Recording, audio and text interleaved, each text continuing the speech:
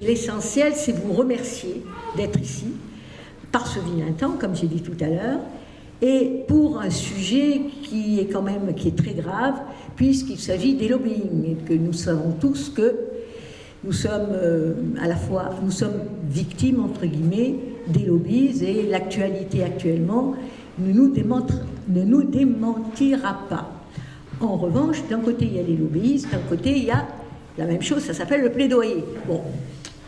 Où est la différence? Ça, c'est le sujet. Je vous remercie vraiment très sincèrement. Je remercie évidemment le CDN qui nous accueille pour la 5e année. Et c'est d'autant plus méritoire de leur part qu'ils sont sur les chapeaux de roue parce qu'ils accumulent les saisons. Il y a eu un spectacle magnifique sur les humanitaires, merci. Il y a 3-4 jours. Demain, ils ont une journée totale de spectacle. Et mardi, ça recommence, mardi, mercredi, jeudi, sur un spectacle qui s'intitule Les Sentinelles. Ce partenariat avec le CDN, nous, on en est très heureux parce qu'il montre l'interaction entre culture et, comment dire, j'aime pas le mot militantisme, mais pratique associative active. Voilà. Et dans le but de la solidarité internationale. C'est toujours l'idée que le monde est un et que plus on crée de liens, plus on crée de partage, plus on invente des choses. Inventer aussi, c'est un peu compliqué, mais plus on trouve de choses ensemble, ça risque de faire tourner rond la planète. Enfin, et aussi remerciements à la mairie de Besançon, qui est représentée par Kevin Bertagnoli, qui est l'adjoint en charge de la démocratie participative. Donc vous voyez, Peuple solidaire tout se trouve bien soutenu, encadré, d'une part par l'art et d'autre part par la démocratie participative, et c'est ce qu'on va essayer de faire aujourd'hui. Remerciements aussi évidemment à toute l'équipe de Peuple solidaire doux qui organise cette formation. Cette formation va se dérouler sur 2 temps, le matin, l'après-midi. Le matin, nous avons une présentation d'ensemble, d'une part avec Jean-Marie qui est ici présent, qui vient de Belgique, qui va donc nous présenter, qui est intervenant à l'université de Louvain et qui est intervenant aussi auprès de grandes ONG, entre autres, et auprès de ces ONG pour soutenir des plaidoyers, entre autres, auprès des instances européennes. Donc, il a à la fois une expérience universitaire et une expérience de terrain vis-à-vis des associations. Si je dis des bêtises, tu me corriges. Et puis, nous avons Salma Alam-Kadam, qui est chargée de mission des plaidoyers, là on est en plein dans le plaidoyer, à Action Aide France. Alors, l'après-midi, nous ferons des ateliers sous la direction de Salma. Et puis, quand on aura bien travaillé, on pourra s'amuser, on pourra danser avec la section du bal folk de Palante, de la MJC de Palante. Et vous voyez, on parlait tout à l'heure de démocratie participative, c'est le 3e pilier, la culture populaire internationale avec le bal folk. Et puis, évidemment, la mairie que je tiens vraiment à, et je tiens tous à vous remercier. Juste un petit mot en guise de conclusion. C'est que le spectacle sur les humanitaires mettait en face à face 2 mondes, l'impossible et le possible. Le possible, c'est la vie quotidienne. L'impossible, c'est l'affrontement à la guerre, à des situations extraordinaires, que ce soit la guerre, les tremblements de terre, enfin les situations extrêmes, on va dire. Et comment on peut faire? On est juste là pour gagner du temps sur le pire. Merci à vous. Alors, notre chargée de mission. Non, moi je suis chargée de relations avec le public et j'ai pas besoin de micro, je vais porter la voix. Donc voilà, je me présente tout d'abord, je suis Adine Bichli, je suis là, du coup je représente le CDN, juste pour vous dire bonjour au nom de ma directrice Célie Pote, qui était indisponible aujourd'hui, comme a dit Lucille, c'est vrai que c'est une période, et tant mieux d'ailleurs, qui est très chargée. Vu que le monde de... Non, c'est très bien. Le monde de la culture a été forcément impacté, comme tout le monde, par la crise sanitaire. Donc nous sommes heureux de ne pas avoir le temps et d'être très fatigués. Donc nous sommes assez contents. Je vais vous souhaiter à tous la bienvenue. Je vois que vous avez un programme chargé. Donc je ne vais pas me pesantir. Effectivement, cette semaine, nous avons reçu une pièce qui traitait une pièce portugaise de Thiago Rodrigues, qui portait du possible et de l'impossible. Une pièce qui avait été écrite il y a 2 ans, qui a été jouée pour la première fois le mois dernier et qui résonne tout à fait cruellement avec l'actualité. Oui, c'est vrai, vous l'avez vu également. Ouais, c'est vrai que c'était quelque chose de bouleversant et un coup de poing, sans qu'on n'en sortait pas indemne de ces témoignages vrais, parce que c'était des témoignages réels d'humanitaires de Genève, de la Croix-Rouge internationale. D'ailleurs, en ce moment même, pendant que nous parlons, il y a des répétitions là sur le plateau. Donc voilà, si vous voyez des gens partir, vous verrez quand même un petit peu de monde pour une pièce que nous recevons demain, pour une pièce qui durera 8 heures. Mais je vous encourage, néanmoins, c'est un ovni, c'est un bonbon, c'est un peu irrésistible. Et c'est un seul en scène, hein. C'est un monsieur qui est tout seul et qui va être 8 heures. C'est une performance, en fait, hein.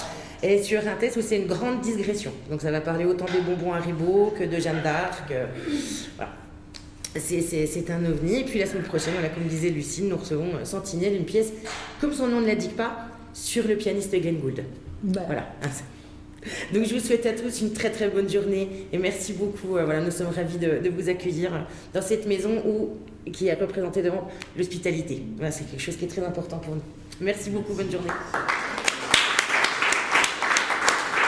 Et à vous, cher Kevin, de nous parler de la mairie et de votre activité. Je pense que je vais essayer de... Est-ce que tout le monde m'entend bien?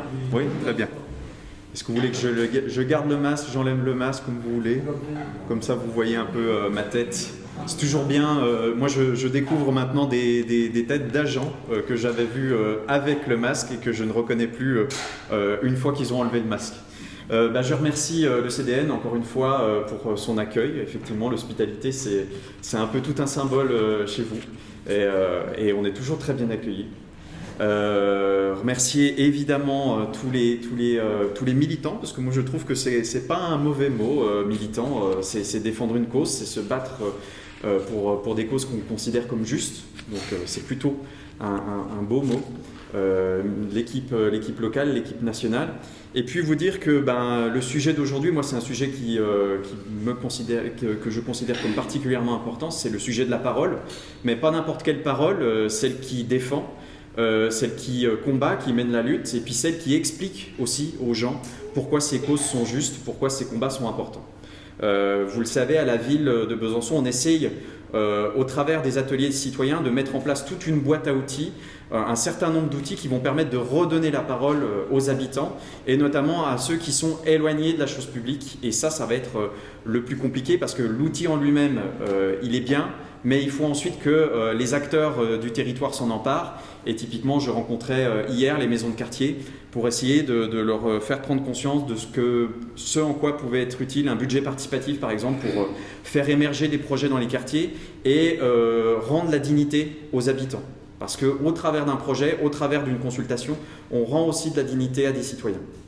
Enfin, on transforme des habitants en citoyens et au travers, on leur donne une certaine dignité. Vous dire que y a on pourrait dire le sketch des chasseurs, vous savez, il y a le bon et le mauvais chasseur. Moi, je pense qu'il y a le bon et le mauvais lobbyiste. Le mauvais lobbyiste, je pense qu'on le connaît assez facilement, c'est Total, c'est BlackRock par exemple, qui ont toujours un petit essai de loi à proposer aux députés en sortie de Bruxelles, en sortie de l'Assemblée nationale à Paris. Et puis il y a les bons lobbyistes, ceux pour qui, moi je pense, qui ont des causes justes Et les causes d'ActionAid, de Peuple Solidaire, que je connais depuis quelques années, sont des causes justes et des causes plus que jamais d'actualité. Je pense aux droits des femmes, on l'a vu avec la crise qu'il y a eu en Afghanistan. Le droit des femmes est plus que jamais important. Et puis, on a aussi quelques candidats qui dérivent ces derniers mois et dans le cadre de la campagne présidentielle. Et je pense que finalement, on se rend bien compte que les droits qu'ont obtenus les femmes ces dernières années, ça n'est pas un acquis, c'est un combat permanent. Et il est important de se battre pour les défendre et même pour aller plus loin. On a la question de la responsabilité sociale et écologique des entreprises. Alors, je ne sais pas si vous le savez, mais à Besançon, on a décidé de mettre en place un questionnaire auprès des banques pour choisir les banques vers lesquelles on demandera un prêt pour notre plan de rénovation des écoles. Alors, elles ont accueilli ça, certaines avec beaucoup de scepticisme. Et puis maintenant ça les a obligés à se réinterroger. Et puis on a même découvert que ça a obligé certains agents à redécouvrir du sens au travail. Et de ce qui paraissait quelque chose de brutal pour certaines banques, pour d'autres elles étaient déjà très clairement dans les objectifs RSE. Pour d'autres banques, ça les oblige à se réinterroger sur le sens de leur travail, le sens de leur action. Et du coup, c'est peut-être un peu positif de ce côté-là. Ça nous amène directement à la question de la dignité au travail. Là, il y a du travail encore à faire de ce côté-là. Je pense qu'on aura une vraie dignité au travail lorsqu'on s'interrogera sur quel prix on peut donner à ces petites choses-là, qui sont tout le temps greffées à nos mains et qui, je pense, n'auraient pas du tout le même prix si on mettait une vraie dignité au travail pour les gens qui les produisent dans le monde.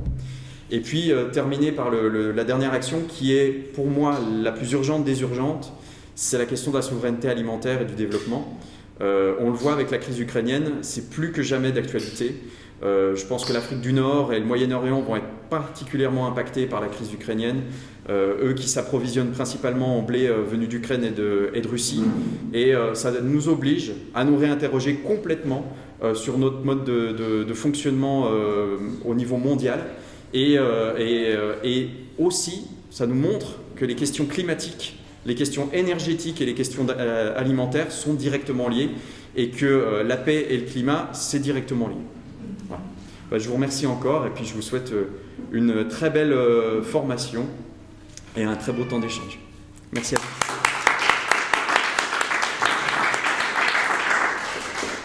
Eh bien, Jean-Marie Pierlot, si tu veux commencer à ouvrir la séance. Eh bien, écoutez, je vais vous parler en fait du plaidoyer, effectivement, et du lobbying, en rappelant ce que mon prédécesseur vient de dire, c'est que les grandes firmes internationales, qu'il s'agisse du pétrole ou du gaz, qui ont dépensé, je vois, 251 millions d'euros pour faire du plaidoyer pendant quelques années au sein de la Commission européenne, qu'il s'agisse du glyphosate pour lequel on continue à se battre, et vous connaissez comme moi toutes les aventures de Monsanto et de Bayer qui ont rendu le glyphosate, selon eux, indispensable pour une meilleure agriculture et dont on connaît les effets catastrophiques sur la santé, ou alors le tabagisme, les fabricants de tabac qui se battent depuis de nombreuses années pour faire croire que ce qu'on raconte sur la relation entre le tabac et la santé, c'est des blagues, c'est pas certain. Ils préfèrent semer le doute sur les avancées scientifiques plutôt que de nier en bloc. C'est la même chose pour le climat d'ailleurs.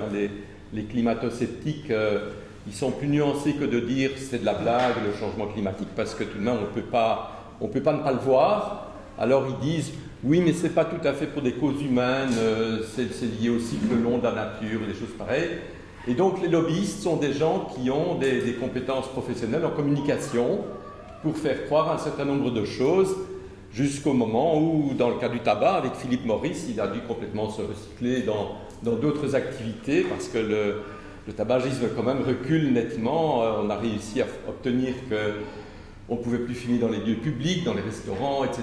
Et petit à petit, c'est tout de même ceux qui fument qui deviennent les embêtants, les gênants, alors qu'auparavant, c'était de bon ton. Je me souviens, dans les années 60, parce que je suis même déjà de cette génération-là, mon médecin, il fumait, on fumait dans les hôpitaux, on fumait un peu partout. Et maintenant, on voyait que les choses se sont retournées. Donc c'est un combat tout de même, le lobbying pour faire accepter des législations qui sont favorables à des intérêts particuliers, ça on verra que c'est le cas des lobbyistes professionnels, ou alors de faire retourner la situation en faisant du plaidoyer. Je vais essayer de clarifier ces termes-là.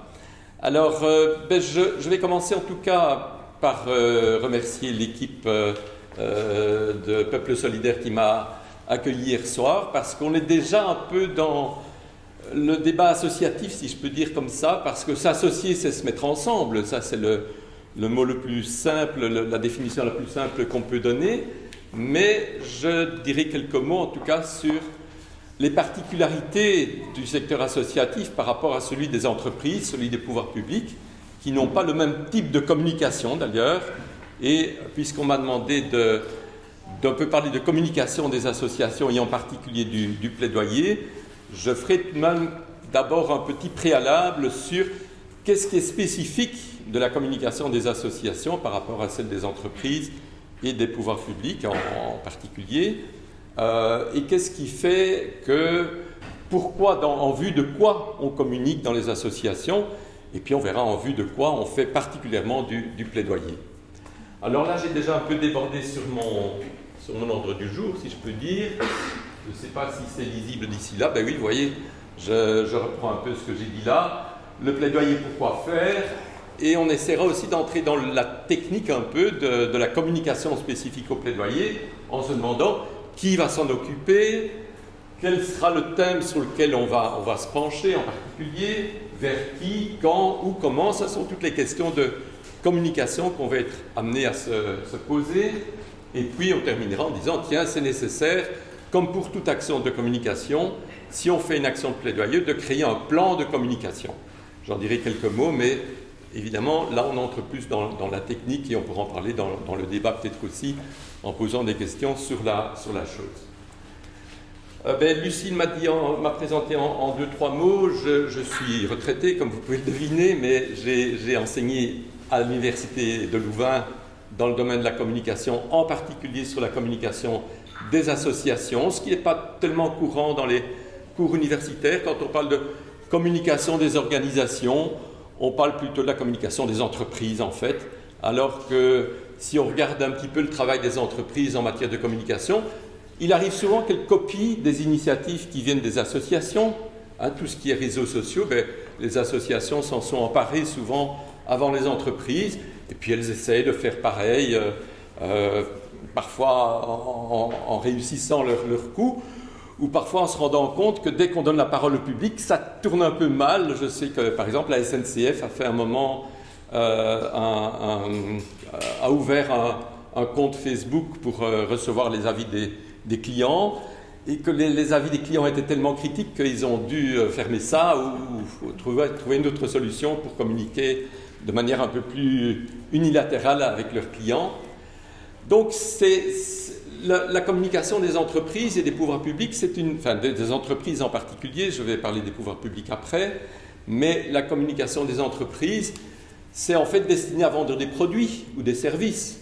Donc, on n'est pas dans la même logique que la communication des associations. La communication des pouvoirs publics, c'est de défendre l'intérêt général.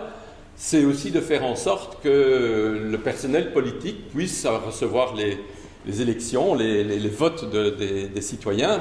On est en plein dedans, je pense ici, j'ai bien vu les affiches ici à Besançon, et puis on en parle un peu en Belgique aussi des élections françaises.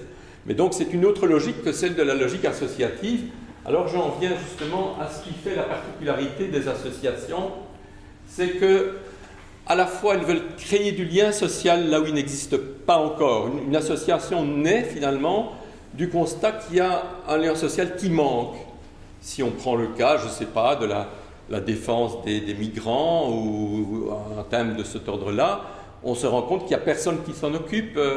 Et donc on se met ensemble pour répondre à ce manque en s'engageant pour remédier à ce manque et à définir un bien commun qui est propre à cette association. Donc ça, c'est une première chose qui est particulière et qui est spécifique, je crois, aux associations, c'est qu'elles entretiennent, elles créent, elles entretiennent et elles défendent le lien social entre des gens ce qui est autre chose que de créer un lien commercial entre les gens pour leur faire acheter des produits. Et l'autre particularité des associations, mais précisément, c'est qu'il n'y a pas seulement des échanges qui s'adressent à l'intérêt pour soi. Quand on dit le boulanger, il ne faut pas seulement qu'il soit sympa, il faut qu'il fasse du bon pain, et le boulanger, ce qu'il veut, c'est vendre son pain. Peut-être qu'il se rendra sympathique pour créer un peu du lien avec ses clients, mais dans les supermarchés, moi, ce qui me frappe, ou dans les aéroports, ou dans les gares, c'est qu'il y a un peu partout les mêmes types de commerce. Qu'on aille n'importe où, on va retrouver les mêmes produits. Et donc, il y aura des gens sympathiques, d'autres qui ne le sont pas, mais l'important, c'est de vendre son produit, tandis que dans le secteur associatif, je pense qu'on met la priorité sur l'intérêt pour l'autre. Et donc, on y met une dimension de désintéressement, alors que souvent on entend dire, oui, mais dans la société, chacun vit seulement son propre intérêt, on ne vit que pour l'intérêt. Il y a aussi le désintéressement et l'intérêt pour l'autre qui sont spécifiques des associations. Et encore une différence que je mets entre les associations et en particulier les entreprises, c'est cette dimension de la gratuité. Vous savez, pour le moment, on accueille les Ukrainiens un peu partout en Europe. Il y a quelques années, en particulier en Belgique, puisque j'habite Bruxelles, on a constitué une plateforme d'accueil des migrants après la guerre en Afghanistan, en Syrie, et même des réfugiés de l'Afrique profonde. Nous avons accueilli deux Éthiopiens pendant un an qui souhaitaient trouver plus de paix dans nos pays. Donc là, ces choses-là se font dans le lien social. C'est de la gratuité en termes financiers, si je peux dire, mais chacun aussi reçoit de l'autre. Donc on donne et on reçoit. Donc il y a une dimension donner, recevoir et rendre qui est typique plutôt du secteur associatif, mais qui est aussi largement répandue dans la société. Moi, ça me frappe toujours que quand quelqu'un est au bord de la route parce qu'il a crevé un pneu, ou pire, qu'il a fait un accident, on a d'office des gens qui vont s'arrêter, qui vont demander « je peux vous aider », en principe en tout cas, et les gens ont une espèce de réflexe naturel à venir en aide à celui qui est en difficulté. Bon, prenez des contre-exemples, bien sûr, l'indifférence des gens, quand il y a quelqu'un qui tombe dans la rue, etc. Mais, de manière générale, la gratuité, l'intérêt pour l'autre, c'est quelque chose qui fait partie de la société.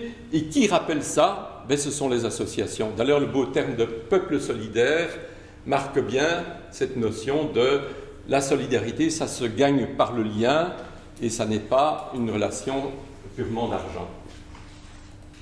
Alors, effectivement, parfois des associations importantes se disent on va faire comme les entreprises, on va un peu copier le modèle et on va dire nos sympathisants, c'est un peu comme les actionnaires de l'entreprise, sont ceux qui soutiennent l'organisation, donc on va faire un peu le lien entre ça. Et la cause défendue, on va dire c'est un produit. On vend des produits, on ne les vend pas, on les défend, mais le produit c'est un peu comme dans l'entreprise. Et les bénéficiaires, on va dire c'est les clients. Donc ce n'est pas comme ça qu'on parle évidemment dans le secteur associatif en général, mais parfois le soubassement de certaines communications vise à imiter ce qui se passe dans les entreprises.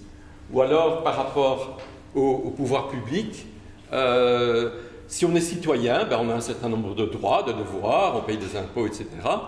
Mais dans le secteur associatif, on se rend compte que les gens qui ont faim, les gens qui ont besoin d'un logement, les gens qui ont besoin d'être en bonne santé, qui puissent éduquer leurs enfants, même s'ils n'ont pas de papier, même s'ils n'ont pas de carte d'identité ou de passeport, on les aide quand même, parce que tout individu a le droit de pouvoir être soutenu par ceux qui ont plus de confort que lui ou qui sont en meilleure santé.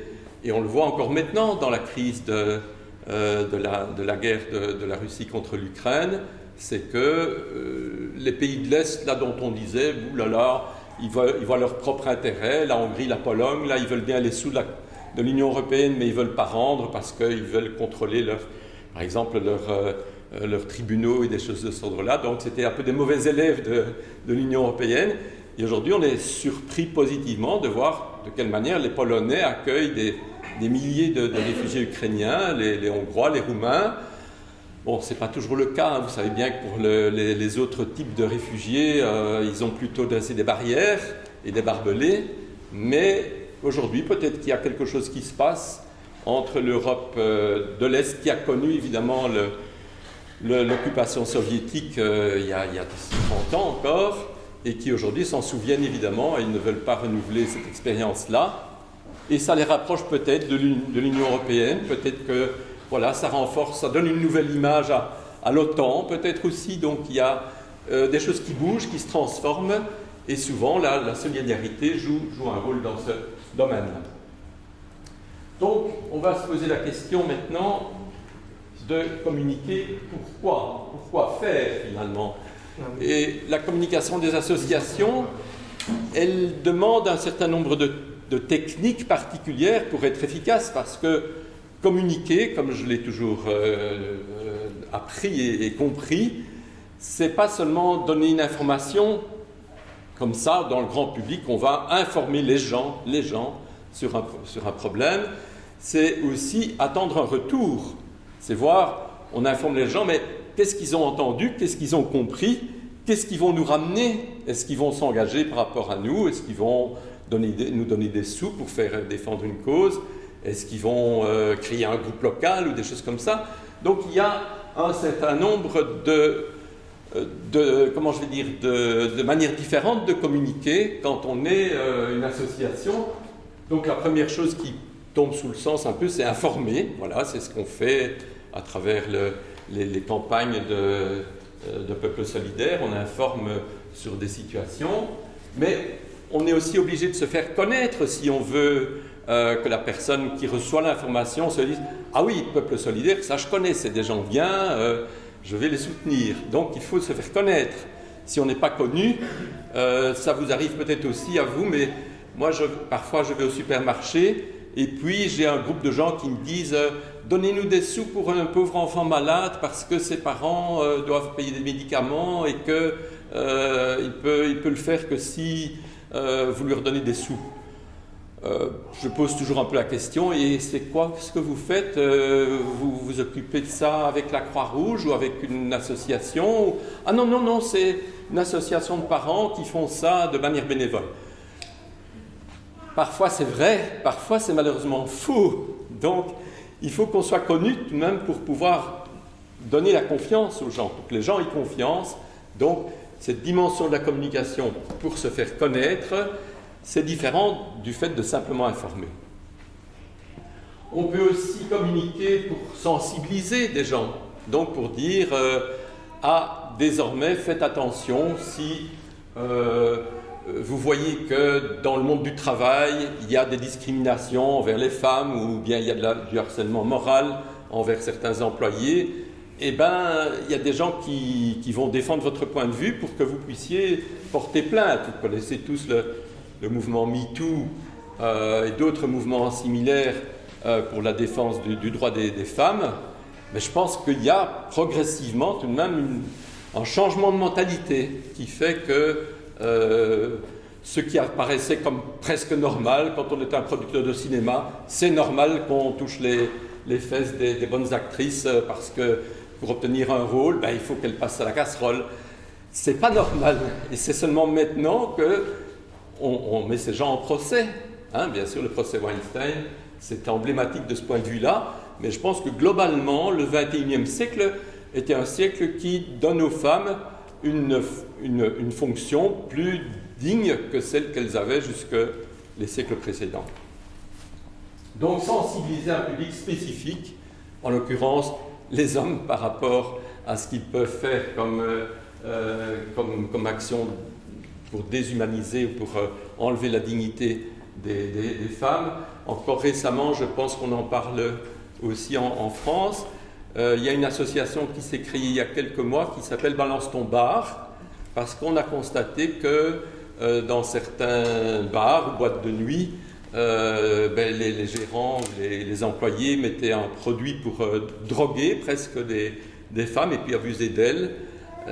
Donc il y a eu tout un mouvement de femmes qui s'est créé pour protester contre ce genre de pratique qui est condamnable évidemment Et donc, voilà, qui fait petit à petit boule de neige.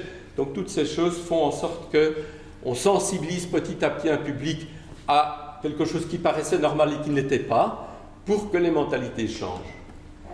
On peut aussi, en communiquant, on peut convaincre un public de changer son comportement. Ça, c'est un cran plus loin. On peut être sensibilisé à quelque chose, mais on peut aussi décider qu'à partir de maintenant, eh ben, dans la ville, puisqu'il y a des transports en commun, j'ai vu qu'il y avait un magnifique tram, notamment à Besançon, eh bien, je vais plutôt prendre les transports en commun que ma voiture individuelle, parce que, voilà, réchauffement climatique et tout ce qui s'ensuit. Donc, je pense qu'il vaut mieux utiliser les équipements publics plutôt que son véhicule privé.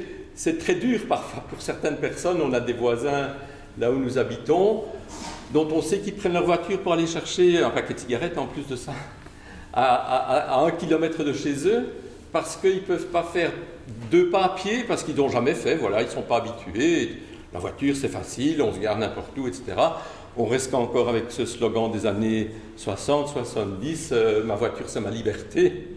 Alors que quand on circule en ville, en tout cas dans les grandes villes, on sait que pour trouver un stationnement, avec tous les inconvénients que provoquent les embouteillages, il vaut mieux utiliser le transport en commun. Donc on peut décider un jour, eh bien à partir de maintenant, je prends les transports publics pour me rendre quelque part en ville plutôt que d'utiliser ma voiture. Donc là, on a travaillé sur le comportement. Il y a des comportements tout simples qui est, voilà, je me brosse les dents 3 fois par jour au lieu de le faire seulement le soir, ou des choses pareilles, ça c'est facile. Mais décider, je n'emploie plus ma voiture et désormais je circule à vélo ou dans les transports publics, c'est déjà plus important. Donc il y a des moyens de communication importants à développer pour changer les comportements. On peut évidemment utiliser la communication pour collecter des fonds, bien sûr. Comme je vous le disais, c'est lié à la notoriété. Plus on est connu, plus on peut récolter des fonds importants. Médecins sans frontières a eu pendant quelques années, dans les années 80-90, une communication très agressive.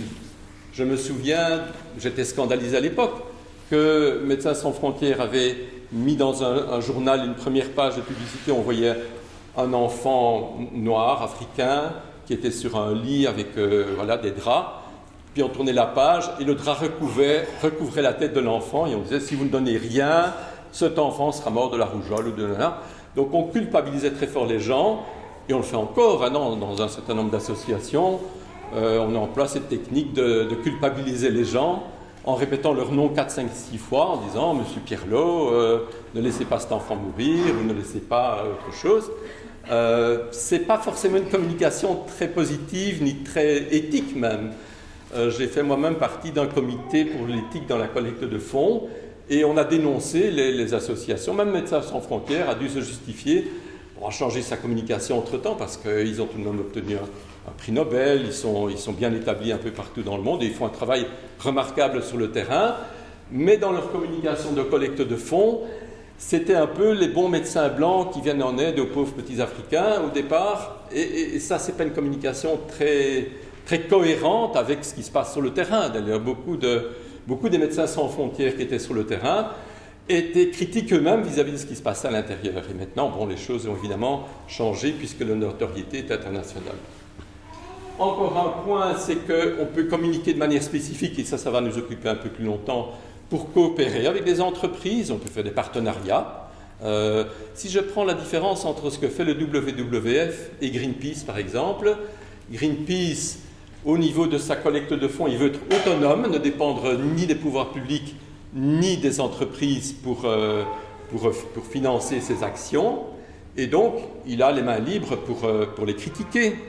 Tandis que le WWF a tendance à faire des partenariats en faisant un contrat, par exemple, avec une entreprise pour lui dire vous vous engagez à diminuer votre empreinte écologique de X% en les X années, et en échange, on fait votre promotion, on en parle, et vous nous donnez des sous pour nos actions, pour sauver les espèces menacées ou d'autres choses.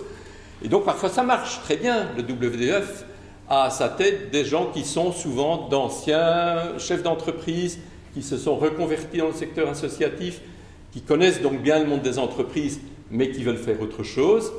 Et certaines entreprises vraiment acceptent le deal, acceptent le contrat, Ils font ce qu'il faut. Parfois, on constate que ça ne marche pas comme on avait prévu. Je sais que le WWF a fait des partenariats avec les entreprises Lafarge, les cimenteries qui sont connues au niveau international, pour réduire leur empreinte écologique, par exemple en réduisant la quantité d'eau qui était utilisée pour faire leur ciment. Ça n'a pas marché, donc ils ont dû dénoncer le contrat après quelques années. Donc c'est délicat de coopérer avec des entreprises, c'est possible, mais il faut que les termes du contrat soient clairs, et donc c'est une communication bien particulière, ou au contraire, on attaque de front Monsanto, Bayer, parce que le glyphosate, etc. Et là, on y va avec une communication beaucoup plus agressive, évidemment. Dernier point, on peut faire de la communication interne aussi dans des associations. Je pense qu'ici, l'association Peuple Solidaire du Doubs, elle n'a pas 5000 membres actifs, je pense. Malheureusement. Malheureusement, ça va peut-être venir si on communique bien. Mais il est vrai que dans des associations où il y a beaucoup de bénévoles, mais aussi des permanents, il faut mettre ces gens-là ensemble. On entend souvent les permanents qui sont la première génération, celle qui a fondé l'organisation, et qui disent « Nous, on travaille 24 heures sur 24 pour l'association, on y croit, c'est quelque chose de très important, il faut sauver la planète ou autre chose. » Donc on est des militants engagés. Et le permanent qui fait la comptabilité ou qui fait la communication ou autre chose, lui, il est payé pour faire ça. Donc voilà, il travaille, il a une famille, il travaille de 8h à 5h du soir. Et le reste du temps, moi je ne vais pas à toutes les réunions du vendredi soir, ni le week-end, donc laissez-moi tranquille. Je suis payé pour faire le boulot que je fais. Et donc voilà, c'est ça mon engagement financier vis-à-vis de l'organisation. Donc ça fait souvent des conflits tout de même de valeurs, je dirais, entre permanents et bénévoles. Et donc il faut trouver une forme de communication qui mette ces gens-là ensemble en rappelant les valeurs partagées par tous et en faisant en sorte qu'il y ait une bonne harmonie entre ces différents sous-groupes qui coexistent parfois dans les associations. Donc vous voyez que la communication des associations, c'est quelque chose de complexe si on veut la prendre de manière organisée, professionnelle, et qu'elle permet de faire beaucoup de choses différentes, mais toutes ces choses-là doivent être traitées de manière sérieuse. On en vient au lobbying. Comme je vous le disais tout à l'heure, j'habite Bruxelles, donc j'habite à quelques kilomètres du cœur des institutions européennes, la Commission en particulier, le Conseil des ministres, le Comité économique et social et environnemental, une partie du Parlement, parce que vous savez que le Parlement est entre Strasbourg et Bruxelles, ça fait depuis des années des conflits aussi de financement. En tout cas, ce qui est particulier à Bruxelles, à Bruxelles spécialement, bon, c'est un peu petit, on ne le voit pas d'ici, mais tous les petits points de couleur que vous voyez là, ce sont les adresses des bureaux de lobbyistes professionnels autour des institutions de la Commission européenne, du Parlement aussi, mais surtout de la Commission et du Conseil des ministres. Et donc, vous y trouverez là-dedans les lobbies spécialisés dans le tabac, les lobbies spécialisés dans le commerce alimentaire, les lobbies spécialisés dans évidemment les énergies fossiles. Donc tous ces gens-là qui ont comme profession de défendre les intérêts particuliers de l'entreprise pour laquelle ils travaillent et d'influencer les parlementaires ou les fonctionnaires spécialisés dans des causes particulières pour soit faire orienter une loi de telle manière qu'elle soit favorable à leurs intérêts ou à freiner une autre loi, une autre directive pour que on ne change pas l'industrie chimique, par exemple. Vous connaissez ces batailles qui ont eu lieu avec l'industrie chimique, je ne tombe plus sur le nom maintenant, il y a quelques années, où on a trouvé une espèce de compromis que le secteur de l'industrie chimique pouvait, les directives REACH, voilà, j'y suis maintenant, qui permettaient donc aux entreprises de faire du commerce de produits chimiques à condition qu'elles répondent à un certain nombre de réglementations en matière de santé, mais pas autant que ce qu'auraient voulu les associations de défense de consommateurs, les associations qui s'occupent de santé publique et ces choses-là. Donc, vous voyez que le lobbying, c'est quelque chose d'extrêmement professionnel. J'ai ici un petit catalogue que vous pouvez consulter d'une association qui s'appelle CEO, Corporate Europe Observatory, et qui a fait tout un inventaire des quelques 2000, je pense, entreprises de lobbying qui se trouvent autour des institutions de l'Europe, à Bruxelles. Donc j'ai fait un jour ce tour à pied avec l'organisation, parce qu'ils avaient organisé une visite guidée avec les gens qui soutenaient aussi Greenpeace. Et ce sont des petites adresses discrètes où il y a une petite sonnette où il est marqué, je ne sais pas, Europe Edelman ou Union of European Beverage Association, donc les boissons alcoolisées par exemple. Tout ça, c'est des gens qui sont sur le terrain, qui gagnent beaucoup d'argent.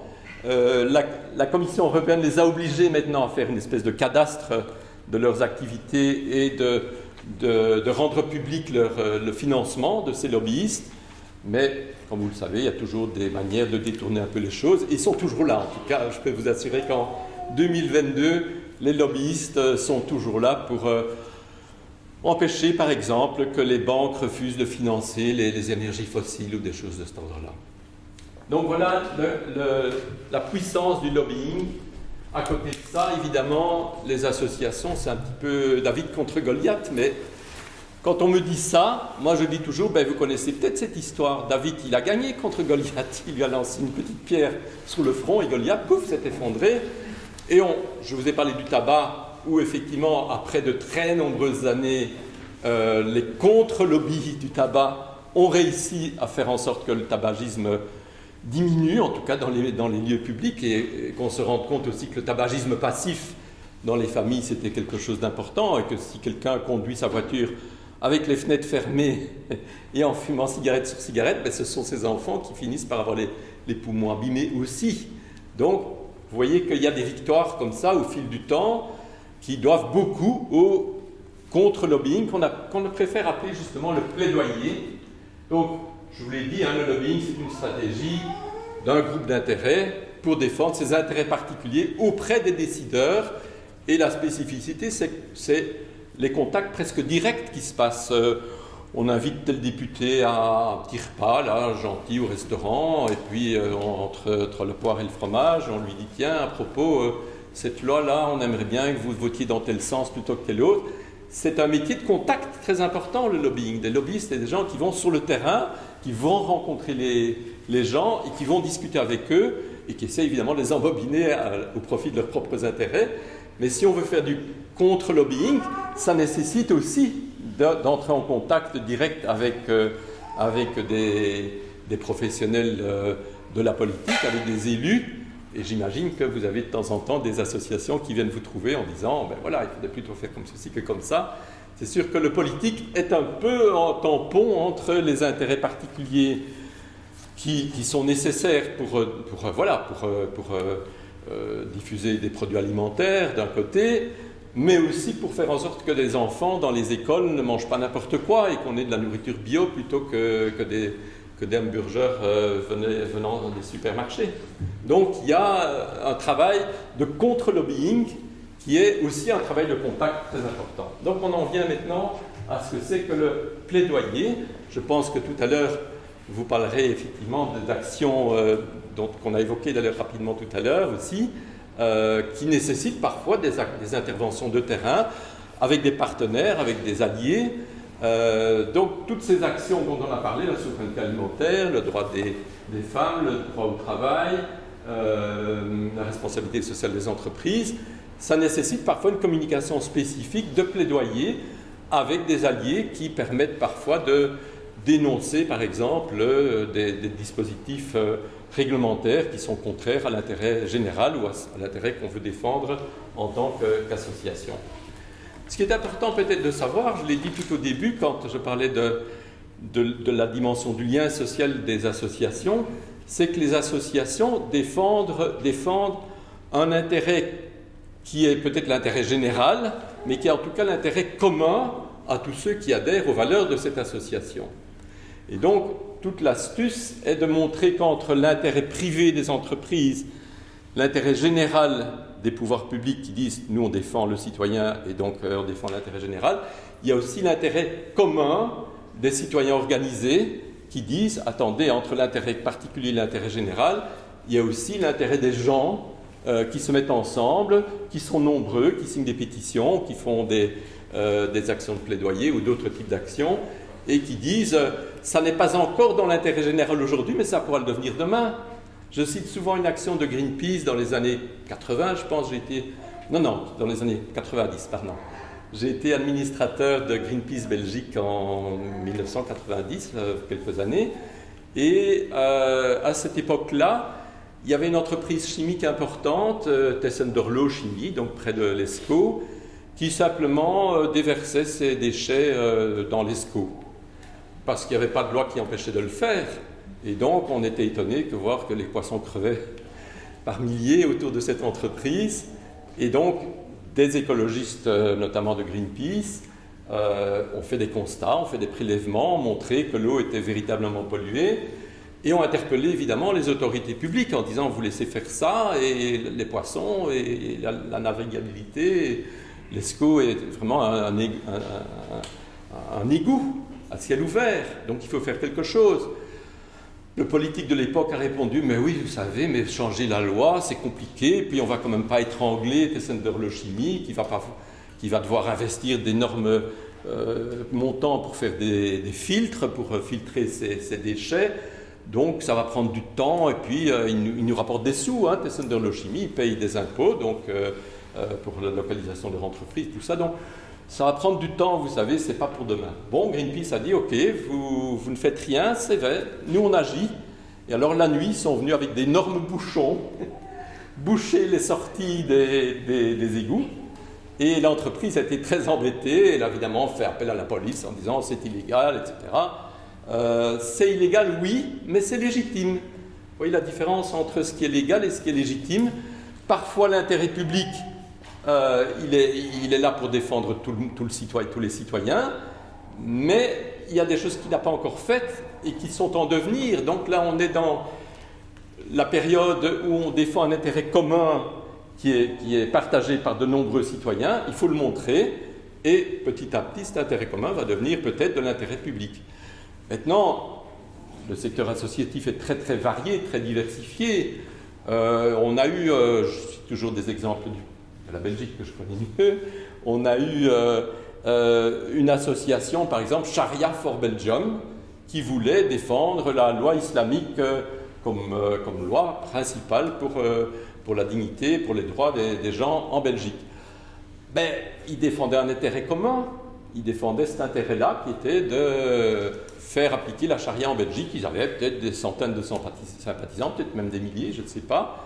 Mais c'était une association, disons, radicale, très radicale, et qui n'était pas défendue par d'autres. Donc il y a eu d'autres associations qui ont dit oui, mais le droit des femmes et le droit des citoyens d'être égaux devant la loi, ça ne va pas avec la charia, évidemment. Donc la charia en Belgique, non, en Afghanistan, c'est comme ça, malheureusement, mais ce n'est pas comme ça que ce sera en Belgique, et ça a fini par le tribunal, d'ailleurs, et par la dissolution de l'association en question. Mais vous voyez, quand on défend un intérêt commun, ce n'est pas forcément l'intérêt général, en tout cas pas encore, ce n'est pas des intérêts particuliers, dans ce cas, ils sont quand même très particuliers parce qu'il y avait peu de gens qui les défendaient, mais il y a toute une nuance à faire entre intérêt particulier, intérêt général et intérêt commun qui est au cœur du secteur associatif. Alors j'en viens à la question de pourquoi les associations font du lobbying et pourquoi on appelle ça plutôt du plaidoyer. Ben pour une raison simple, c'est qu'au départ, lobby, en anglais, je crois que ça veut dire couloir ou quelque chose de ce goût-là, ça veut dire qu'on négocie dans les petits coins sans trop le faire savoir, en y ajoutant un petit billet de temps en temps pour convaincre un député ou un fonctionnaire de la commission ou ailleurs. Donc c'est des choses qui ne sont pas très nettes et donc il ne faut pas faire connaître très fort à l'extérieur. C'est une communication un peu secrète finalement, le lobbying. Tandis que le plaidoyer, on montre dès le départ ce qu'on veut, ce qu'on dénonce d'abord, et puis ce qu'on va faire pour dénoncer. On va faire signer des pétitions par milliers, par dizaines de milliers. Vous connaissez peut-être ces associations purement digitales maintenant comme Avaz, MoveOn, Change.org, etc., qui rassemblent des millions de signatures parfois pour faire changer une législation. Donc là, on le dit, on le rend public, et donc le plaidoyer c'est une manière de plaider une cause en la rendant publique et parfois en montrer. Le fait de rendre public ce qui était caché, ça gêne déjà pas mal quand on dénonce les Panama Papers, par exemple, hein, les fuites d'argent dans les banques des pays qui les accueillent sans faire payer d'impôts. Ben, c'est embêtant pour ceux qui jusque-là étaient bien tranquilles parce qu'ils planquaient leur argent au Panama ou ailleurs. Et bien là, c'est la presse qui est intervenue, mais le secteur associatif, très souvent, rend public quelque chose qui était caché, et donc son action de plaidoyer vise à changer les comportements et changer, encore une fois, ce qui paraissait normal, mais qui n'était pas. Donc, on peut se poser la question de la destination d'un plaidoyer, vers qui est-ce qu'on l'adresse, et là, on entre déjà dans le détail concret de savoir quelles sont les personnes qui seront en charge d'un tel dossier. Ce n'est pas la société en général, c'est des gens bien précis qu'il faut identifier. Donc il faut faire tout un travail pour connaître les destinataires de l'action plaidoyer. Et deuxièmement, il faut se demander aussi quelle peut être l'étendue de l'action qu'on va mener. On va peut-être la mener à l'échelle locale, mais on va se rendre compte, comme l'exemple que je donnais tout à l'heure, Valence-Tombard, que ça s'est passé dans une des communes de Bruxelles à Ixelles, près de l'université, et qu'on s'est rendu compte que ça se passait ailleurs à Bruxelles, et puis on s'est rendu compte que ça se passait aussi à Charleroi, à Liège, à Namur, etc. Et puis ça, je crois qu'en France maintenant, ce mouvement Valence-Tombard a pris de l'extension aussi. Autre exemple, Grands-parents pour le climat, dont mon épouse a le plaisir de faire partie. Il est très actif en Belgique, il est actif en Suisse, il est un peu moins en France, mais c'est des choses comme ça qui peuvent prendre de l'extension. Donc au départ, ça peut être une portée seulement locale, mais ça peut s'étendre évidemment à plusieurs autres niveaux. Alors de nouveau, je posais la question de la communication, pourquoi faire en particulier, le plaidoyer pourquoi faire, eh bien pour interpeller les responsables politiques sur une situation qui nous paraît pas respectueuse, par exemple, des droits humains, ou bien c'est dénoncer les pratiques du commerce international, hein, tout le travail sur le CETA, le Mercosur, etc., sont des actions pour dénoncer le commerce international, mais qui doivent s'adresser à des publics bien spécifiques pour que la législation change de ce côté-là. C'est peser sur les pouvoirs publics pour... attendez, parce que je n'arrive pas à lire moi-même ici. Ah ben oui, pour donner la parole à des populations qui en sont privées, on peut faire du plaidoyer dans ce domaine-là aussi en disant c'est pas logique que les sans-papiers n'aient pas droit à un minimum d'hébergement ou de nourriture, et on le fait savoir en interpellant les responsables politiques qui sont chargés de l'accueil de réfugiés, ou qui sont chargés en tout cas de faire en sorte que toute personne ait le droit au minimum à un logement décent ou à des choses comme ça. Et dernier point, c'est obliger notamment les entreprises à respecter le droit des femmes. Par exemple, la question du salaire, il est toujours inégal, je pense. En Belgique, en tout cas, il y a des écarts de salaire importants entre les hommes et les femmes. Ah, et j'ai appris récemment un truc assez amusant. Il y a une course cycliste qui se passe dans le nord du pays, le Tour de Flandre. Et il y a des équipes masculines et maintenant des équipes féminines aussi de cyclistes qui font le Tour de Flandre. Et le champion du Tour de Flandre, celui qui gagne le premier prix, il reçoit un prix sponsorisé de 30 000 €, je pense. Et si ce sont des femmes qui courent, elles reçoivent 3 000 €. Donc là, on est dans une relation de 1 à 10. Pourquoi ? Parce que les courses cyclistes féminines sont moins connues, donc les sponsors leur donnent moins de sous. Et donc, voilà, maintenant, quand on le dénonce et qu'on dit, vous savez, les femmes qui font le Tour de Flandre à vélo, elles ont autant de mérite que les hommes, parce que c'est une course avec des pavés qui est dure et tout. Et donc, il faudrait que les entreprises fassent un petit peu, bougent un petit peu leur budget pour faire en sorte que les femmes aussi bénéficient d'un premier prix qui soit aussi élevé que celui des hommes. C'est un tout petit exemple pour vous dire qu'effectivement, on peut agir pour faire en sorte qu'il y ait des changements qui se passent aussi à ce niveau-là. Alors la question se pose il y a toute une série de questions qui doivent se poser avant de lancer une action de lobbying, effectivement, de plaidoyer plutôt. c'est qui va s'en occuper, parce que c'est pas tout le monde à la fois, c'est pas on va faire une action de plaidoyer, qui prend en charge la responsabilité de la campagne, avec qui, et ça on en avait parlé au téléphone, d'ailleurs c'est parfois délicat d'avoir des coalitions, parce que qui dit coalition dit un peu dilution. On est obligé de faire des compromis parce qu'on est 50 organisations différentes qui allons lancer une action commune, mais les plus radicaux doivent un peu mettre de l'eau dans leur vin pour que les moins radicaux acceptent tout de même de participer à cette coalition-là. Donc il faut choisir ses alliés, effectivement, pour éviter de se retrouver dans des coalitions qui sont beaucoup trop vagues.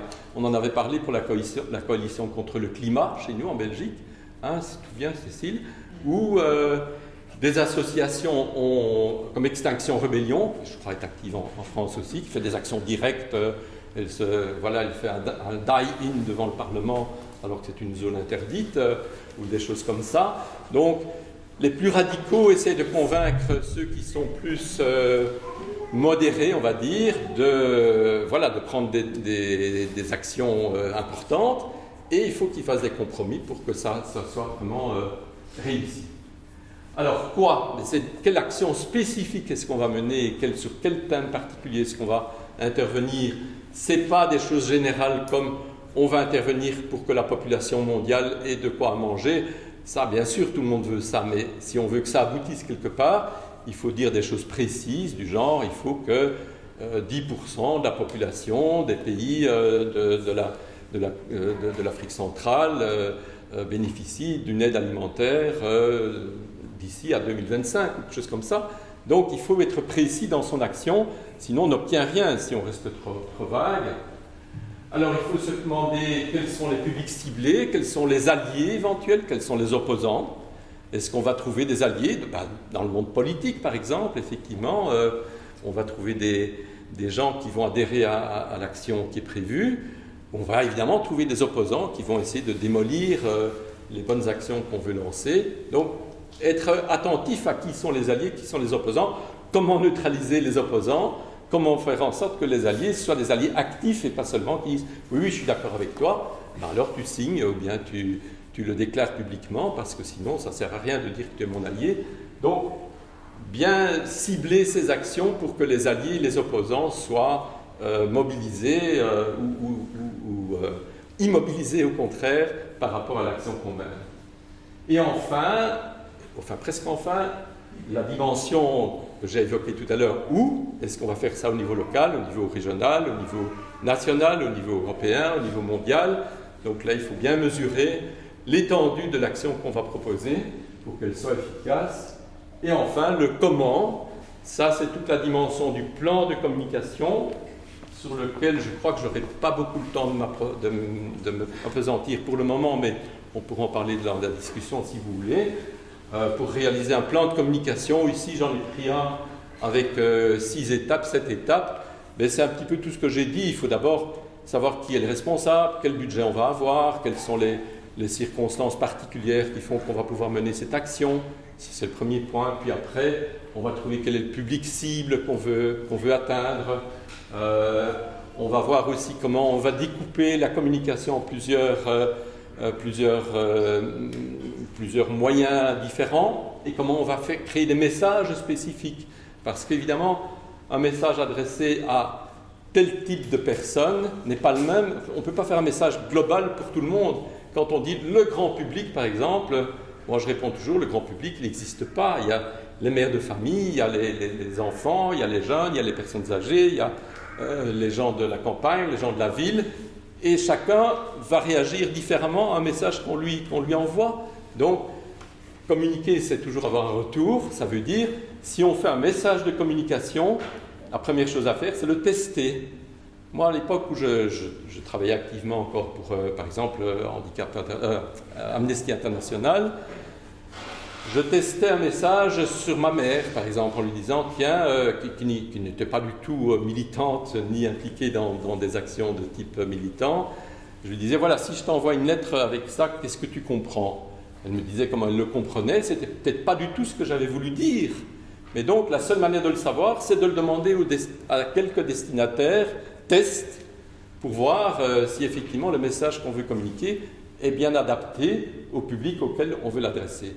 Je crois que c'est une des grandes illusions de la communication, c'est de croire qu'on s'adresse à tout le monde. Évidemment, on ne s'adresse pas à tout le monde, on s'adresse à des publics et il faut pouvoir les cibler, comme on dit, en vérifiant que chacun de ces publics a bien compris ce qu'on veut de lui. Alors, le point suivant, le point 5, c'est d'établir une espèce de calendrier avec plusieurs entrées. Quelles actions de communication on va faire à tel moment, vers tel et tel public. Donc on fait une ligne du temps pour, soit avec un bête tableau Excel, soit il y a des logiciels beaucoup plus sophistiqués qui permettent de faire des projects. Je ne sais pas s'il y en a parmi vous qui connaissent, moi j'ai utilisé un peu de ça à certains moments. Et donc on doit pouvoir savoir dès le départ, une fois qu'on a établi son plan, vers où on va, le temps que ça va prendre et comment chaque action va se déployer dans le calendrier. Et dernier point, c'est réajuster au fil du temps les actions parce qu'il y a eu par exemple un événement imprévu qui a modifié tout à fait les conditions de l'action. Il y a eu le Covid, personne ne s'y attendait et on a dû s'adapter, ça a pris du temps et donc on a dû modifier sa communication, la rendre plus numérique, etc. Ce qui a eu des inconvénients puisqu'on n'était plus en face à face, on n'était plus dans un lien social aussi riche que ce qu'on peut faire maintenant, être ensemble ici. Mais par ailleurs, on a pu entrer en contact avec des gens d'autres continents qui ne seraient jamais déplacés pour faire une réunion ici à Besançon ou à Bruxelles, ou entre Bruxelles et Besançon, on peut se parler via Zoom ou Teams ou Jitsi ou d'autres logiciels qui ont fleuri là, pendant ces années de confinement. Donc voyons les aspects positifs de tout ça aussi et adaptons-nous aux événements imprévus. Et le dernier point, point 7, c'est faire l'évaluation après l'action en disant est-ce que ça a marché, qu'est-ce qui n'a pas marché, qu'est-ce qu'on peut améliorer pour la prochaine fois, etc. Donc tout ça fait partie de la routine d'un plan de communication qui peut s'appliquer à des actions spécifiques comme le lobbying. Voilà, je pense que j'ai fait un peu le tour. En conclusion, c'est surtout, j'attends un peu vos questions. Ce que j'espère avoir pu vous montrer, c'est que la communication, c'est quelque chose qui ne s'improvise pas et c'est quelque chose qui peut être très technique et en particulier si on fait du lobbying, il est important de se poser en tout cas les bonnes questions pour réussir sa communication vers des décideurs dans le monde commercial, dans le monde politique, de telle manière qu'on soit assuré que l'action qu'on a menée aboutisse réellement à un changement qui est souhaité. Voilà, je ne vais pas être plus long parce que je crois que j'ai déjà pris largement mon temps de parole, mais je vous laisse la parole maintenant si vous avez des questions. Nous avons la chance d'avoir un élu. Vous allez faire un peu, c'est la question c'était la raison pour laquelle nous avions invité Barbara Romagnan. En tant qu'élu, comment vous vous situez par rapport à ce qui vient de nous être expliqué, d'une part le lobbying et d'autre part le plaidoyer, puisque en tant qu'élu, vous faites du lobbying et vous devez recevoir des plaidoyers. Alors il y a deux choses. D'une part, nous, on a des gens qui viennent nous influencer, mais nous sommes aussi là pour influencer des politiques au niveau national et international. Donc on a à la fois typiquement des entreprises qui viennent nous poser des questions. Alors, on est une collectivité, on est une petite collectivité locale quand même. On n'est pas non plus des députés, des parlementaires européens qui sont beaucoup plus sous pression.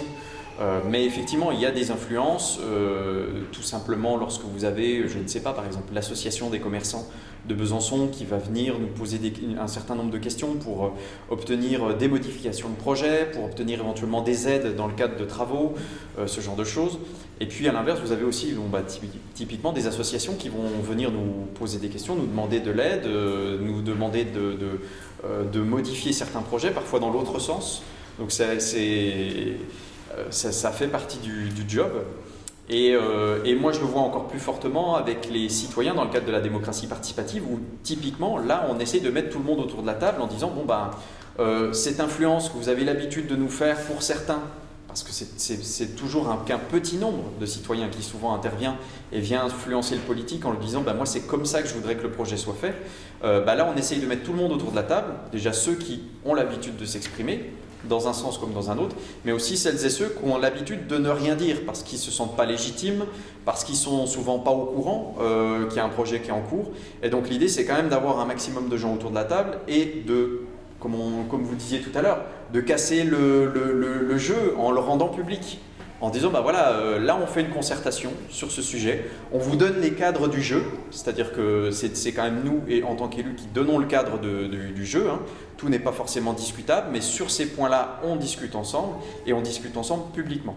Et du coup, ça change un petit peu la donne, on n'est plus forcément sur la même manière de mener le rapport de force, même si parfois, une fois que vous avez fini la concertation, le rapport de force traditionnel revient à la charge et on a certains qui nous rappellent en disant bon bah c'est très bien hein, ce que vous avez fait, hein, mais est-ce qu'on peut parler sérieusement là cette fois-ci, est-ce qu'on peut remettre, parce que nous on a bien conclu que les habitants étaient d'accord avec ça, mais nous non, donc si on peut revoir les choses à la base, ça peut être très très bien.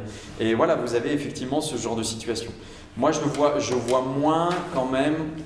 Mais peut-être parce que, bon, en tant que président de groupe politique, je suis en lien permanent avec Madame la maire sur toutes les décisions importantes. Il y a des décisions qu'elle pourrait prendre toute seule, mais elle souhaite systématiquement associer tous les présidents de groupe de la majorité.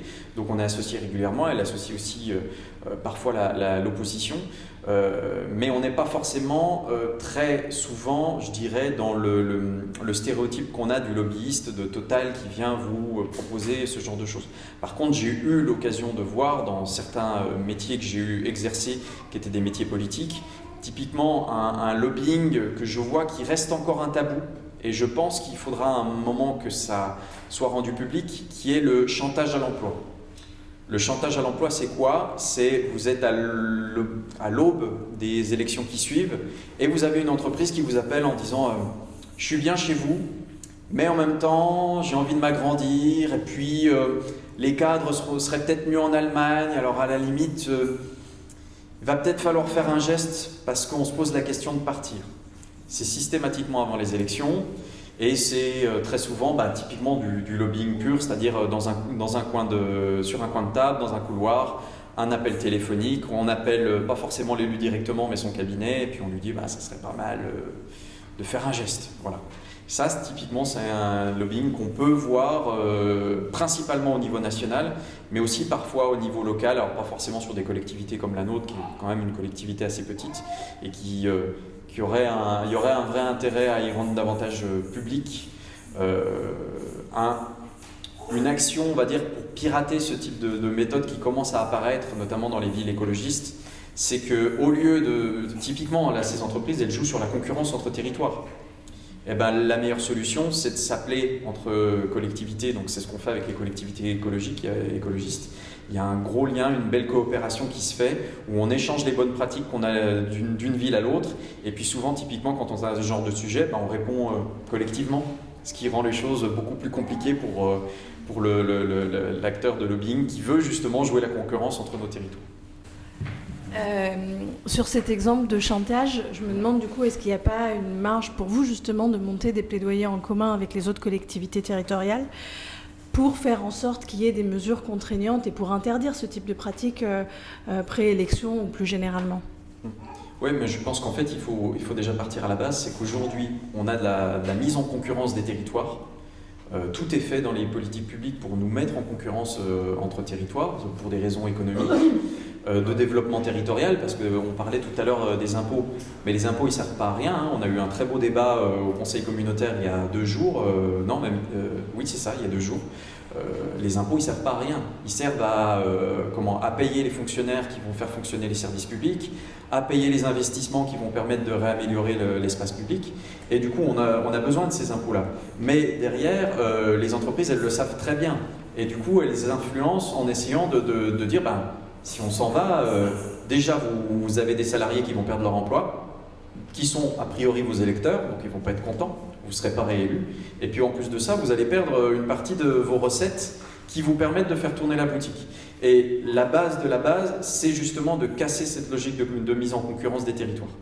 Et c'est un changement de mentalité qui est long à mettre en place. Là, on le met en place sur un petit nombre de collectivités via les nouvelles mairies qui ont basculé avec des maires écologistes.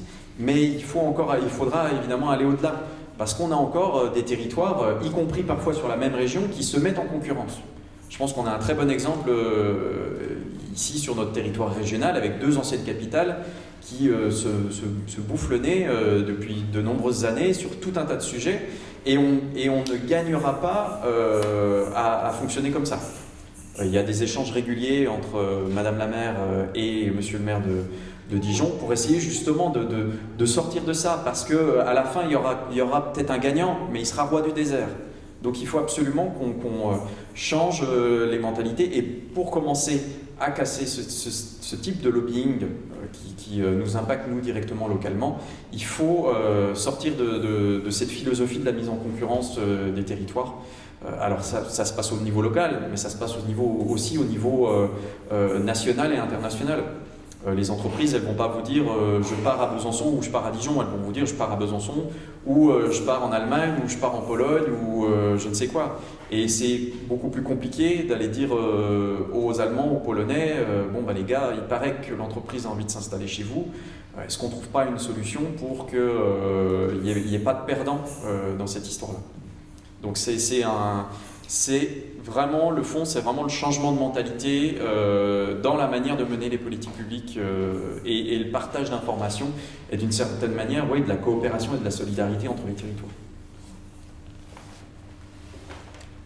J'avais une autre question sur un autre sujet complètement différent, sur le contrat d'engagement républicain. Je suppose que la ville a entendu parler de ce nouveau contrat d'engagement républicain. C'est un contrat qui nous pose vraiment beaucoup de questions au niveau national, local et à tous les niveaux. Est-ce que vous en avez déjà parlé à la mairie? Est-ce que vous êtes au courant? Et quelle est la position de la mairie par rapport à ce contrat d'engagement républicain qui se veut de mettre quelque part en boîte un petit peu les associations, les rendre prisonnières, leur enlever une liberté quelque part. Alors c'est dans le cadre de la loi contre le séparatisme, c'est ça? Oui, c'est ça. C'est dans l'ancienne appellation contre le séparatisme, oui, qu'ils ont changé de nom, mais... Oui, ça fait plus joli contrat d'engagement. Est-ce que tu peux rappeler ce que c'est? Parce que moi je découvre là. Qu'est-ce que c'est tout simple. Maintenant, dans toute demande de subvention à la région, au FDVA ou à autre structure de bailleurs de fonds, il y a juste, c'est tout con, il y a une case à cocher comme quoi on s'engage à respecter le contrat d'engagement républicain, et donc on s'engage à ne pas nuire à la République. Alors ça peut être on s'engage à ne pas décrocher le portrait de Macron par exemple, on s'engage à ne pas aller manifester dans la rue et casser des vitrines, et on s'engage, c'est-à-dire on engage les membres de l'association, les salariés de l'association, et tous nos donateurs et autres à respecter ça de manière à pas embêter la République, quoi. C'est-à-dire à ce que les forces de l'ordre n'aient pas à se déplacer, enfin j'imagine. Bon, à l'origine c'est contre les trucs totalitaires et autres, mais il y a des problématiques, par exemple sur la solidarité humanitaire. À qui vous allez donner des dons en Afrique ou ailleurs? Est-ce que vous êtes sûr que ce n'est pas des terroristes? Des gens avec qui vous allez faire des dons? Je veux dire, on est là pour faire de l'humanitaire, on n'est pas là pour faire de la police de là où on va aider, quoi. Peut-être pour compléter, Jean-Paul, justement, c'est ça, c'est que ça participe à un climat de méfiance super fort pour les associations. Moi, ce que ça fait typiquement dans mon travail, c'est que là où je vais avoir des ONG partenaires avec lesquels on travaille depuis longtemps, qu'on connaît, avec qui on a mené des enquêtes, etc. Du jour au lendemain, on se retrouve à faire du criblage de ces associations. C'est des criblages qui durent super longtemps, qui sont très intrusifs. Et si on ne les fait pas, on peut perdre notre financement s'il s'agit d'un financement public. Oui, alors là-dessus, on a reçu les ordonnances de l'État. Ça ne va pas être simple à mettre en place. Je ne prendrai pas une position pour la ville parce que j'avoue qu'on n'a pas forcément pris une position publique sur ce sujet-là. Donc, je ne prendrai qu'une position politique en tant président du groupe, nous, sur ces questions-là de loi séparatisme, effectivement, déjà, ça va être d'une complexité folle pour les collectivités et pour les associations. Et puis, effectivement, ça participe d'une société du flicage permanent où on se surveille les uns les autres, qui a quelque chose d'un peu malsain. Après, ça peut partir aussi d'une bonne intention de repérer certaines associations qui effectivement ont eu des dérives ces dernières années et qu'il faut repérer, etc. Typiquement sur les questions humanitaires, nous c'est des questions qu'on se posait déjà avant sans forcément avoir besoin d'avoir une obligation de vérifier ce qui se faisait. C'est-à-dire qu'il y a des associations, il y a des fonds qu'on avait versés dans certains pays, on a un conflit armé qui se met en place, effectivement déjà on va commencer par s'inquiéter de comment vont les gens. Et puis ensuite de vérifier qu'ils reçoivent toujours le versement que la ville a apporté et que ce versement ne part pas typiquement vers ceux qui les oppriment. Mais ça, c'était quelque chose qu'on faisait déjà avant naturellement sans avoir besoin de le faire officiellement et de dire on a un contrat qui fait qu'on vous retire les billes si on a un doute. Oui, et justement je me permets d'enchaîner là-dessus en disant que la force d'une association aussi, c'est d'être relativement autonome à la fois des entreprises qui pourraient leur donner des sous en disant ne mordez pas la main qui vous aide là, et même des pouvoirs publics qui de temps en temps font ce que tu viens de dire, exigent qu'on respecte strictement la légalité, mais ça, évidemment, c'est toujours très difficile de voir où sont les limites de la légalité par rapport à ce qui est légitime, ce que je disais tout à l'heure. Et donc, des associations comme Greenpeace sont totalement indépendantes à la fois des entreprises et des pouvoirs publics, mais la plupart des associations doivent avoir une partie de subsides publics, par exemple, et une partie de fonds propres. Je pense à une association dans laquelle je suis membre du conseil d'administration actuellement, entre des fraternités, qui est un peu l'équivalent en France du CCFD. Elle se donne comme mission d'avoir au moins 50% de fonds propres et 50% de fonds publics, de telle manière que si le pouvoir public décide qu'on n'est plus partenaire avec tel ou tel pays, avec les associations de tel ou tel pays, mais l'association a tout de même des fonds propres pour continuer à aider, je ne sais pas, au Burundi par exemple, si ce n'est pas dans le programme à 5 ans de l'aide publique au développement, eh bien l'association peut continuer tout de même à travailler sur les relations avec des associations au Burundi avec ses fonds propres. Donc c'est une manière de mesurer son indépendance, évidemment, que d'avoir des fonds propres plus importants. Il y avait une question chez monsieur là. Au début de son mandat, la maire de Besançon avait pris une position courageuse et citoyenne par rapport au déploiement de la téléphonie mobile à très haut débit. Donc je sais, qu'est-ce qu'il en est ressorti depuis? Et mes questions, c'est d'abord, est-ce que vous avez été soumis à un lobbying important de la part des opérateurs de téléphonie mobile et puis des autorités de régulation? Et est-ce que, de l'autre côté, il y a eu des plaidoyers de groupes de citoyens qui encourageaient à prendre des positions pour modérer ce déploiement? Voilà. Il y a la question du déploiement de la fibre, qui est très compliqué à mettre en place, avec des opérateurs qui ne sont pas toujours très diplomates et conciliants sur les questions de déploiement. Et puis la question de la 5G, qui effectivement, où le message qui nous est envoyé est plutôt circulaire, il n'y a rien à voir, ce n'est pas votre compétence.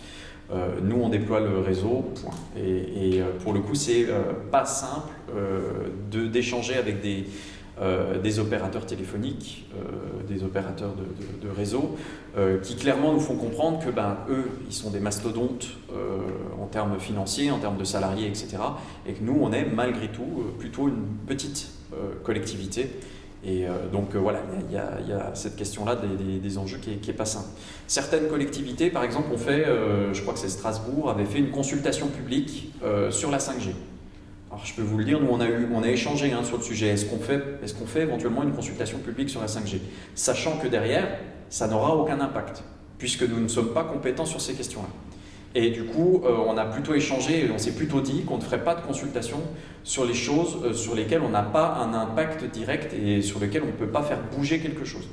Ou alors, si on le fait un jour, il faudra qu'on assume publiquement de dire nous n'avons pas de pouvoir politique sur ce sujet-là. Par contre, si un maximum de gens interviennent et vont dans un certain sens, ça peut peser politiquement. Mais c'est tout. Derrière, moi je demande toujours à mes collègues d'être très clairs sur les règles du jeu dans les questions de démocratie participative. C'est-à-dire que si le projet, donc là je dérive complètement, mais pas forcément sur ces questions-là de déploiement de réseau, mais si sur un projet d'aménagement du territoire, on n'a presque pas la main pour plein de raisons techniques, financières, budgétaires, et que du coup il y a ce projet et pas un autre, parce que même nous on n'a pas la main, on ne peut pas décider de ce qu'on veut faire, ben, on ne va pas demander aux gens leur avis. On va leur expliquer le projet, on va essayer de modifier à la marge si on peut le modifier à la marge, mais c'est tout. On ne va pas faire croire aux gens qu'on peut changer les choses si on ne peut pas changer les choses. Moi, c'est vraiment quelque chose qui est dans mon ADN, c'est que pour moi, le politique, on doit sortir de cette vieille mythologie du politique qui était monarque sur son territoire. Le politique, il ne peut pas tout faire. Il ne peut pas tout faire sans les citoyens, il a besoin aussi des citoyens pour faire bouger les choses. Donc on doit avoir notre juste place. On doit ni trop en faire, ni pas faire aussi ce qui est aussi de notre compétence. Voilà. C'est typiquement lié à ce sujet-là. Si je peux compléter sur le plan associatif, il est évident aussi que par exemple des associations de parents d'élèves peuvent dire pas de 5G à côté de mon école parce que je sais que les ondes provoquées par les émissions de ces antennes peuvent être nocives pour les enfants particulièrement. Donc tout dépend aussi de la puissance des associations et de leurs arguments aussi, hein, parce que l'argument dominant c'est la 5G, c'est bien, tout le monde a besoin de la 5G parce qu'on peut regarder une vidéo dans le tram parce qu'on a eu du haut débit, c'est vraiment indispensable. Puis avec les voitures électriques, elles vont devenir autonomes, donc il faut des autoroutes avec des voitures qui conduisent tout seules, c'est indispensable, hein, vous êtes bien d'accord avec moi. Donc tout ce discours en faveur du déploiement technologique, il faut pouvoir le questionner et se dire quels sont les effets négatifs qui sont induits par ça et comment contrer ces effets négatifs. Ça ne peut, comme vous le dites, marcher que si beaucoup de monde se mobilise et que le monde a des arguments solides. Ça nous amène aussi à un aspect que je n'ai pas abordé, c'est la controverse scientifique. Les spécialistes du lobbying sur le tabac, je crois que je l'ai dit, ont voulu démontrer non pas que le tabac n'était pas mauvais pour la santé, mais que ceux qui disaient que le tabac était mauvais pour la santé, ben c'était controversé. Vous savez, je peux vous sortir tel rapport de telle université américaine qui dit « oui, c'est un peu dangereux pour les poumons », et telle autre université qui a dit « mais pas tellement que ça ». Et donc c'est controversé, donc on ne peut pas trancher en disant « on ne va plus fumer dans les lieux publics » parce qu'on a semé le doute. Et dans le problème du réchauffement climatique, c'est la même chose. On ne dit pas « il n'y a pas de réchauffement climatique », mais on dit « oui, mais vous savez, est-ce que c'est dans 30 ans ou dans 20 ans? Est-ce que c'est autant de pourcents de CO2 qu'il faut diminuer ?» Le GIEC, bien sûr, c'est un acteur important, mais le GIEC, il n'y a pas que le GIEC, et puis dans le GIEC, il y a des gens plus comme ceci, des gens plus comme ça. Et ce qui m'avait intéressé, c'est qu'un expert avait montré que les gens du GIEC sont des scientifiques de très haut niveau, mais ce n'est pas toujours des communicateurs. Et donc, quand on met en présence un spécialiste du GIEC avec un spécialiste du lobbying qui défend, par exemple, les énergies fossiles, eh ben le lobbyiste a plus de techniques de communication que le responsable du GIEC qui finit par dire je ne sais pas très bien, ça sort de mon domaine d'expérience scientifique, etc. Et donc, c'est là-dessus que jouent les lobbyistes, c'est sur créer le doute pour faire avancer un projet et empêcher que les opposants ne s'y opposent. Récemment, j'étais à une réunion de la Haute Autorité de la Transparence de la Vie Publique, HATVP. Alors, je ne connaissais pas des masses, mais en gros, le grand public ou le grand public connaît parce que c'est là où, par exemple, les candidats et les candidates vont faire leur déclaration de patrimoine. C'est là, par exemple, que Macron a dit qu'il n'avait pas de thunes récemment. Donc là, moi, j'ai été à une réunion sur les représentations d'intérêt. Donc, ce qu'on appelle en fait les représentations d'intérêt, c'est les actions de plaidoyer. Depuis quelques années, là, la HATVP a un registre en ligne, un répertoire où tous les représentants, représentantes d'intérêt sont sommés d'aller indiquer les actions de plaidoyer qui ont été organisées dans l'année. Et donc ça peut être tout type de communication organisée à la fois par nous, les ONG, mais également par des entreprises et des sociétés privées. Dans ce cadre-là, il faut indiquer donc l'action, mais également les moyens et les coûts qui ont été engagés dans ces actions-là. C'est très intéressant parce qu'en fait, ces répertoires sont publics et donc on y a accès. C'est difficile à comprendre parce que typiquement pour une entreprise de Bolloré, on va pas trouver un nom type Carrefour. Par contre, c'est les holdings, des holdings, les entreprises d'entreprises. Donc c'est un peu difficile à comprendre. Enfin, moi, j'y arriverai pas, par exemple. Mais par contre, c'est intéressant de savoir que de la même manière que nous, on se fait surveiller, on peut de notre côté aller regarder ce qui se fait par les entreprises. Et juste pour vous donner un chiffre, sur la typologie des organisations qui sont inscrites au registre, les sociétés, par exemple pour l'année 2020, pour info, il y a eu 2399 représentantes d'intérêt en France, donc 2400 quasiment, et les sociétés représentent 30%. Donc c'est pas, on pense que c'est plutôt porté par des associations, mais c'est pas le cas. Donc les sociétés sont à 30%. Les types sont... il y a plein de types de référencés, mais les associations et ONG représentent 20%, les syndicats 12%. Et après, il y a tous les cabinets de conseil, cabinets d'avocats, organisations professionnelles, etc., qui rentrent aussi dans le cadre du privé. Donc, en gros, sur les ONG et les syndicats, ça représente 32%. Ça me paraissait intéressant comme info. Oui, peut-être pour aller dans le même sens, parce que la Haute Autorité de la transparence de la vie publique, il y a aussi dans cette Haute Autorité des documents nous concernant, nous élus. Vous pouvez retrouver, alors a priori je pense que la déclaration de patrimoine ne doit pas être publique, par contre la déclaration d'intérêt est publique, et moi dès lors que je fais typiquement partie d'une entreprise ou que j'ai des parts dans une entreprise, ça doit être noté dans ce document, donc vous pouvez retrouver, c'est pareil, c'est public. Et puis peut-être une info justement pour essayer de comprendre comment fonctionnent toutes ces holdings, etc. Vous avez une ONG qui s'appelle Reclaim Finance, avec qui on échange de temps en temps, qui fait tout un travail justement autour des questions du financement et des financements écologiques, et qui fait tout le travail d'enquête de redépatouiller tout ce petit sac de nœuds qui sont les holdings et qui décident de quoi, etc. Et c'est assez intéressant, c'est un énorme boulot qu'ils font, et c'est extrêmement intéressant pour savoir où va l'argent et qui est à l'origine de la décision qui a été prise. Et moi qui aime bien le chocolat, je ne sais pas si vous êtes comme moi, j'aime bien le chocolat Côte d'Or, qui est un chocolat qui était d'origine belge, et puis qui a été racheté par Suchard, qui est suisse je crois, et Côte d'Or et Suchard eux-mêmes ont été rachetés par Mondelez, qui est une multinationale alimentaire très puissante, qui a des bureaux un peu partout dans le monde, et figurez-vous qui est financée par Philip Morris. Donc Philip Morris, qui n'a plus beaucoup de sous avec les cigarettes, et bien maintenant elle investit dans l'alimentaire, et elle fait partie du consortium Mondelez.